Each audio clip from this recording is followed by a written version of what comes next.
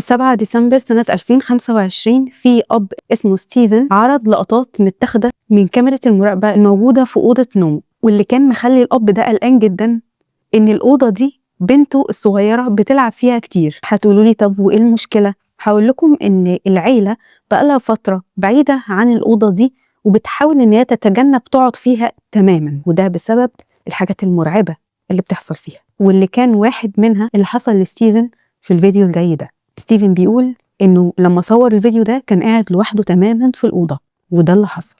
اتفرجوا.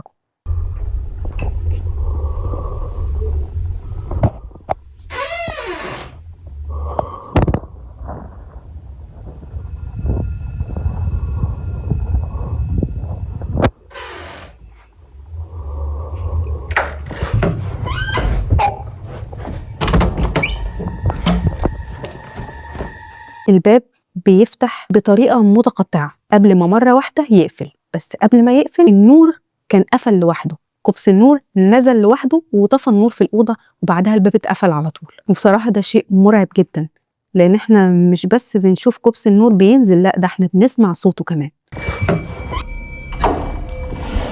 اتقفل لوحده تماما بدون ما أي حد يلمسه أو حتى يكون موجود جنبه. لحد الفيديو ده ستيفن كان قلقان ومرعوب جدا، ولكن علشان يطمن نفسه قال انه عادي ممكن تحصل، ايه المشكلة يعني؟ بس يعني لو قلنا ان الباب لوحده قفل بسبب هوا، بسبب اي حاجة تانية، بس النور هيتقفل لوحده ازاي؟ المهم ان مش ده الفيديو الوحيد اللي خده ستيفن للحاجات الغريبة اللي بتحصل في الأوضة دي. في فيديو تاني برضه مصوره ستيفن من غير ما يكون واخد باله تماما للرعب اللي حصل فيه. في يوم كان ستيفن هو وبنته موجودين في الأوضة بيلعبوا سوا، وكان باباها بيصورها فرحان بيها يعني كذكرى بينه وبين بنته، ولكن الفيديو بدل ما يكون ذكرى سعيدة بقى ذكرى مرعبة. اتفرجوا. Okay. Are you sure? Yeah. Okay.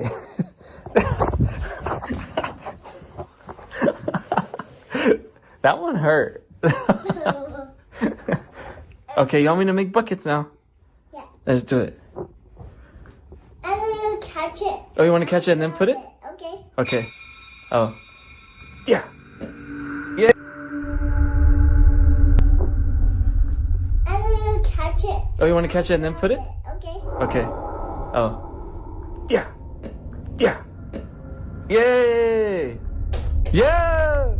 ستيفن حتى ما خدش باله في الفيديو من اللي حصل. الستاير اللي ورا البنت كأن حد حط صوابعه وسطها وفتحها فتحة صغيرة كده وسحب ايده تاني، وكأن حد كان بيحاول يبص عليهم من الفتحة الصغيرة دي، ولكن ده مستحيل في حد ذاته، لأن ستيفن بيقول إن الأوضة اللي هم ساكنين فيها دي في الدور التاني. There's no possible way somebody can just come up here and move the blinds. فازاي حد واقف بره، فرضا يعني لو الشباك هو كمان مفتوح، يفتح الستاير من بره كده؟ ايه بيطير؟ واللي هيحصل بعد كده هيبقى مرعب اكتر برضه. اتفرجوا. Yeah. Yay! Yeah! You want the small one? Yeah. Here you go. Oh, oh, This is too sorry. small. It's too small, huh? Yeah. Oh, you got it. No, almost. I mean, you hit SpongeBob though. Yay! Last one. 3.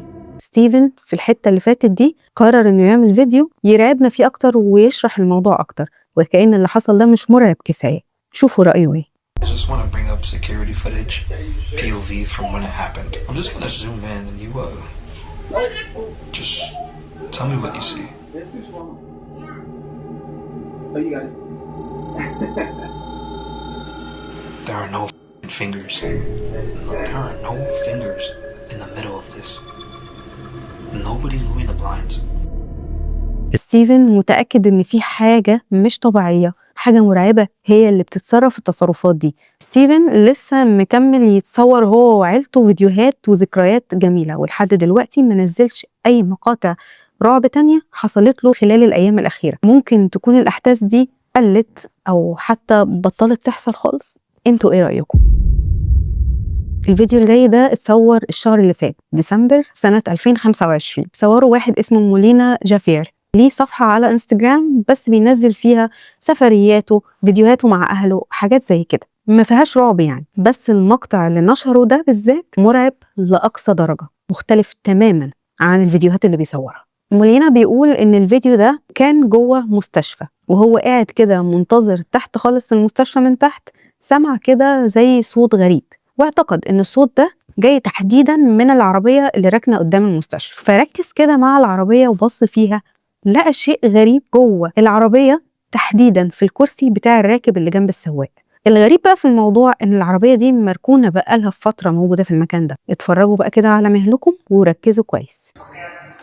Estamos en este momento en el microhospital, escuchamos un golpe y nos dimos vuelta porque dijimos, bueno, ¿quién está entrando?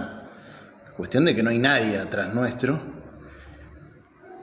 Y miramos dentro del auto y dijimos, oh, pues si el auto... ¿Qué mierda es?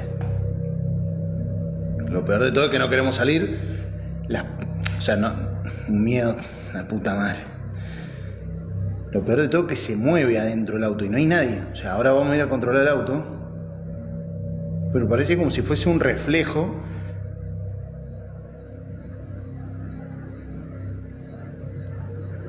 La puta madre.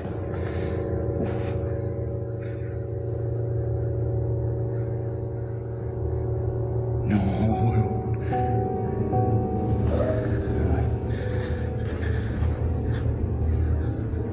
Ya, salimos rápido para que vean que no es mentira. Mamá, la piel de gallina, hermano. Piel de gallina. Cagazo.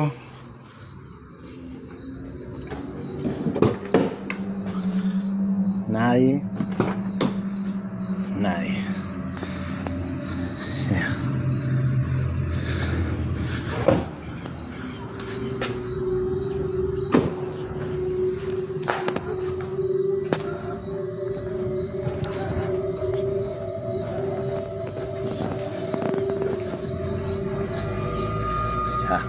Nadie.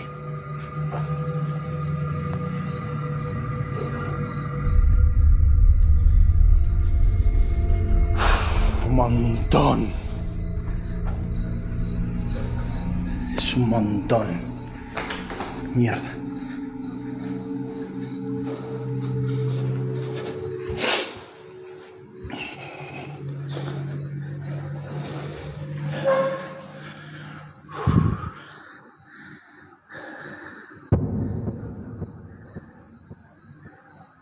Y encima nos mira la puta que te parió.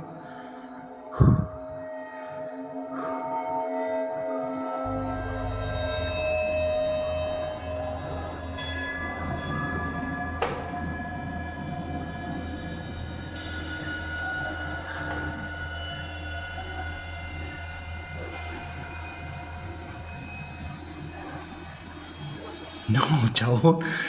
No.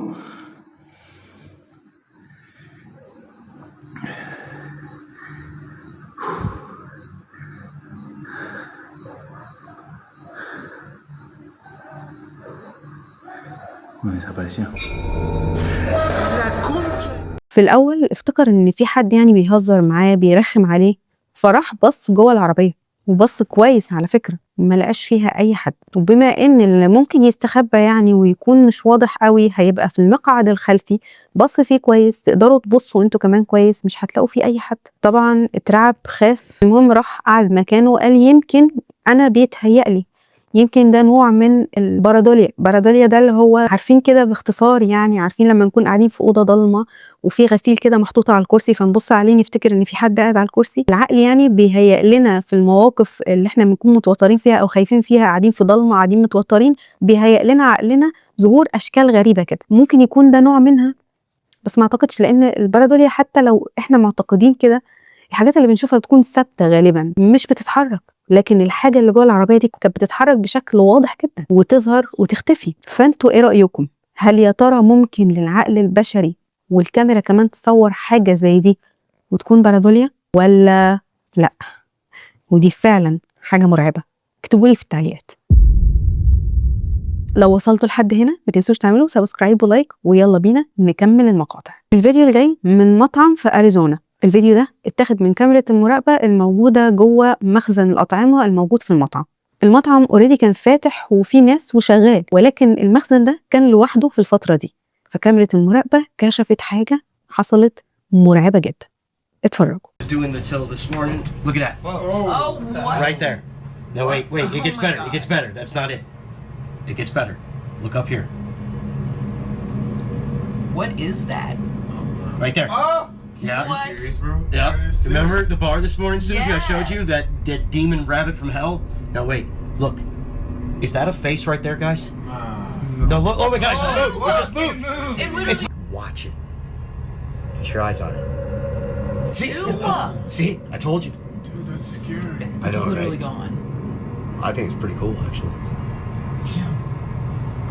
في وش ظاهر كأنه انعكاس لوجه طفل على التلاجة. ممكن نقول ده باريدوليا برضو، ولكن المشكلة ان الوش برضو اتحرك. الوش واللي باين تقريبا انه كأنه وجه طفل يعني اتحرك ناحية الكاميرا، كأنه بيبص الكاميرا وبيقول انا هنا شايفيني، وبعدها اختفى تماما. وبالمناسبة ده ما كانش أول فيديو تاخدوا كاميرات المراقبة لحاجات مرعبة حصلت في المخزن ده في المطعم، ولكن الوش ده كان أول مرة يظهر، وده اللي خلى الموظفين مرعوبين أكتر وأكتر. فلو فيديو زي ده مش هيرعب الموظفين، إيه اللي هيرعبهم؟ خصوصا إن قبل كام شهر بس من الحادثة دي أو من الفيديو ده حصل حاجة تانية برضو مش أقل رعبا أبدا من اللي حصل في الفيديو ده. في نهاية يوم من الأيام كان المطعم خلاص بيشطب وبيقفل، لاحظ واحد من الموظفين إن باب مخرج الطوارئ مفتوح. الغريب إنه مفتوح لأن الباب ده عادة مش بيتفتح ولا حد بيخرج منه. فالموظف كان بيمشي بهدوء كده ناحية المخرج عشان يشوف إيه المشكلة، هو مفتوح بسبب إيه، هوا ولا حد بره ولا إيه. فالموظف بيقول إنه هو ماشي بحذر كده، في إيد نكزته أو سحبته أو خبطت على كتفه وهو ماشي.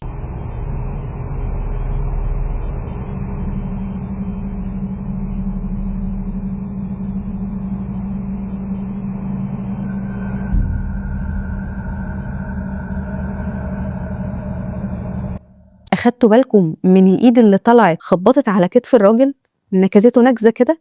الموظف إيديه الاتنين جنبه، يعني هو ما نقدرش نقول إن هو ماسك حاجة ومثل اللي هو بيعمله ده. وفي نفس الوقت شايفين في الفيديو كلنا قدامنا إن هو لوحده تماما في المكان، مفيش حد جنبه، مفيش حد قدامه. كواليتي الفيديو مش أحسن حاجة، ولكن الإيد ظاهرة بوضوح. الغريب إن الإيد تبان صغيرة برضه كأنها إيد طفل. فاكرين الصورة أو الشكل اللي ظهر على التلاجة في الفيديو الأولاني؟ كأنه برضه شكل طفل. فممكن يكون اللي بيلعب في المكان هو جني واحد بس، جن طفل. فبعد الفيديو ده الموظفين ما كانش عندهم أي شك إن المكان ده أو المطعم ده مسكون. وزي ما قلت لكم إن مش دول بس الفيديوهين اللي اتصوروا في المكان، في أحداث تانية برضو اتصورت مرعبة وغريبة حصلت في المكان. من ضمنهم فيديو برضو نشره أحد الموظفين، كان ماشي برضو جوه المطبخ وحس بحاجة غريبة موجودة معاه. بيقول إن هو شاف خيال حد على التلاجة، وبيأكد إن ما كانش موجود أي حد معاه في المطبخ، ولكن اللي هو حاسس بيه ده ما كانتش الحاجة الوحيدة المرعبة اللي حصلت في الفيديو. اتفرجوا.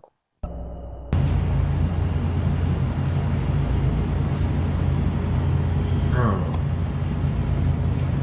Am I tripping?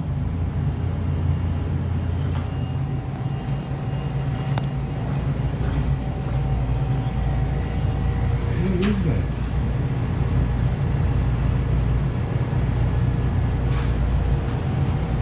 Nah, man. Nah, bro, what the f?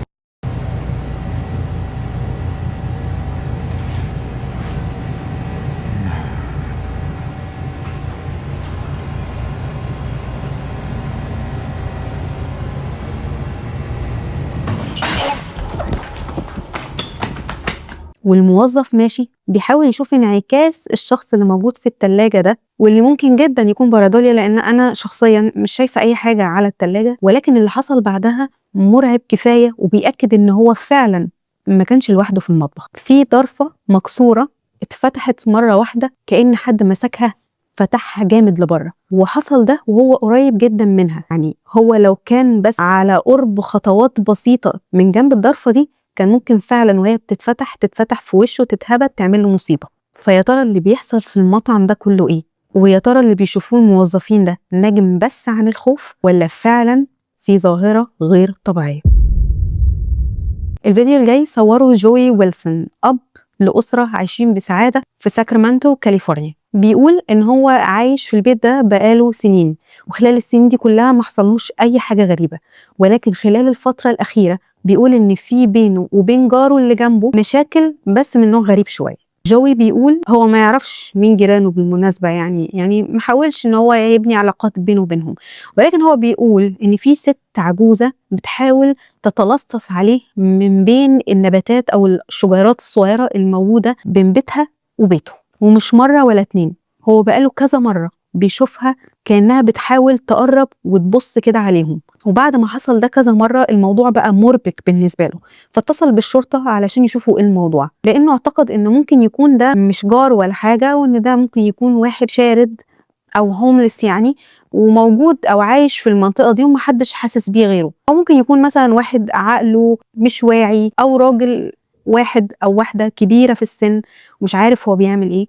المهم يعني اتصل بالشرطة علشان هي اللي تتصرف في الموضوع ده، ولكن لما الشرطة جت ما قدرتش تلاقي أي حد، ما كانش في أي حد في المنطقة اللي بيقول عليها، ما لقوش حتى أي آثار لأي حد عايش في المنطقة دي. ولكن جوي أثبت إن في فعلا حد موجود في المنطقة دي وصوروا صوت وصورة. اتفرجوا.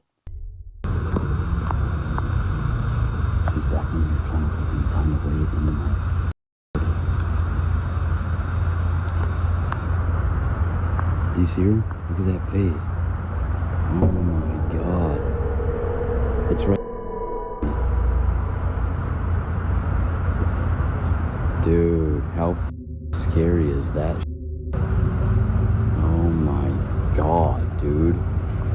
What the She's crawling through all this bro. الست اللي جوي بيقول عليها فعلا بتظهر في الفيديو، ولكنها بتظهر بمظهر غريب ومرعب جدا. مظهرها كان غريب لدرجة ان الناس فعلا اعتقدت ان دي ممكن ما تكونش إنسية، ممكن يكون بسبب لون بشرتها الشاحب او حتى عينيها الغريبة او حتى حركتها الأغرب. فجوي قرر بما ان الشرطة مش لاقية اي حد فعلا وهو الوحيد اللي بيشوف الست دي، فقرر ان هو يعمل سياج كده بينه وبين المنطقة دي، ولكن حتى مع وجود السياج دي برضه بيفضل يشوف السيدة العجوزة دي، لأن مؤخرا جوي خد صورة في المنطقة دي لإيد كأن في حد حاطط إيده، حد عجوز برضه. في بعض التعليقات بتقول إنها شايفة برضه في الصورة وش، ولكن في الحقيقة أنا مش قادرة أشوف أي حاجة، ولكن بالتأكيد صورة الإيد واضحة، وبرضه فيديو الوش وهو بيتحرك واضح جدا. فبصراحة اللي بيحصل له ده كابوس حقيقي، حتى لو كان الموجود ده إنس مش جن، فبرضه شيء مرعب جدا. شيء مرعب انك تحس ان في حد قاعد بره بيتك بيراقبك معظم الوقت. ولا انتوا ايه رأيكم؟ في مارس سنة 2023 في واحد صور لقطات لمنزل تحت الإنشاء. في الفيديو ده بيحصل حاجة مرعبة جدا. الفيديو ده نشره واحد عنده قناة على اليوتيوب، هو شخص أصم، ولكن المحتوى بتاعه عبارة عن انه هو يعني بيصنع قوارب، بيصنع حاجات، يعني شغال في النجارة، في التصليح، في الحاجات اللي زي دي. ولكن وسط الفيديوهات دي في فيديو بعينه هو صوره مش قادر يتخطاه لحد دلوقتي. بيصور فيديو وهو بيشرح فيه الحاجات اللي هيصلحها او اللي هيعملها جوه البيت ده، وعلى الرغم ان هو مش بيتكلم الا ان الرعب كان ظاهر عليه جدا لما حصل الموقف اللي هتشوفوه ده.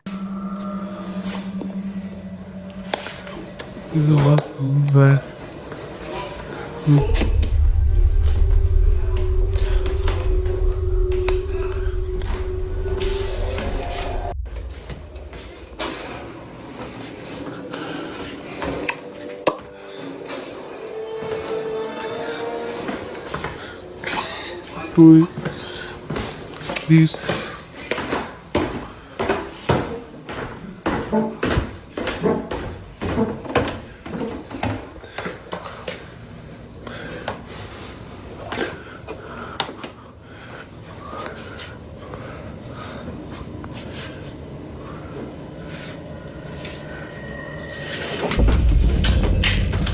فطبعا الراجل فص ملح ودب طلع يجري فورا زي ما اي حد في مكانه هيعمل، كأن الجن اللي موجود في البيت ده بيقول له يا جدع خد كرسي اهو، يلا اقعد يلا نتسلى كده مع بعض. من بعد الفيديو ده الراجل ده ما كملش شغل في المكان ده خالص، لانه اعتقد وقتها ان البيت ده فعلا مسكون وانه غير مرحب بوجوده تماما فيه.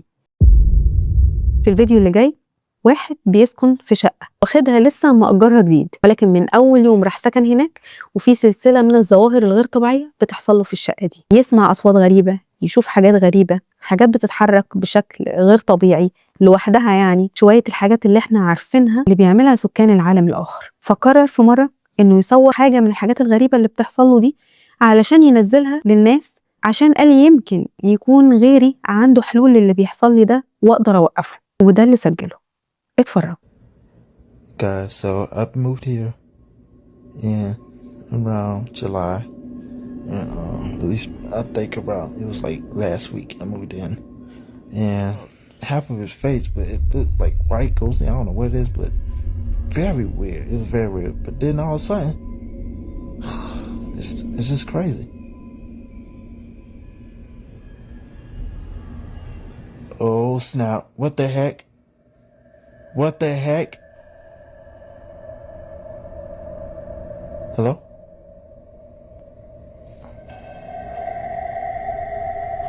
What the heck? Y'all see that? Man, that thing drove by itself and there's no wind drag or nothing. Look at the fan, look at that fan, the fan working. What the heck? Y'all saw that, right? This is what I'm talking about. It's doing it by itself. Nobody there. The freak is wrong with this? And to me, now, sometimes, I ain't gonna lie, but the internet ain't on. And it usually come on, but goodness gracious, that was just weird. But this is what I'm talking about. And then 2 days ago, I decided, cause I didn't get no videos from last week. أثناء كلامه الباب بيتفتح لوحده، تحديدا أثناء ما كان بيتكلم عن ظل شافه اليوم اللي فات. ولكن برضو الفيديو لوحده ما كانش كفاية إن في حاجات غريبة بتحصل في البيت. يعني الباب لو اتحرك لوحده يعني ليه كذا سبب، ممكن يكون تيار هواء، ممكن يكون انفصالات الباب بايظة، أي حاجة، ممكن يكون حتى هو بيمثل، أيا كان. ولكن في ليلة من الليالي بيصور اللي هتشوفوه ده. في اليوم ده كان مركب كاميرا متوجهة ناحية المدخل بتاع البيت، والكاميرا صورت حاجة في نص الليل خلته يقشعر من كتر الرعب. وبعد الفيديو ده أصبح وجوده في البيت ده مش أوبشن بالنسبة له، هو كان لازم يمشي من البيت فورا. اتفرجوا.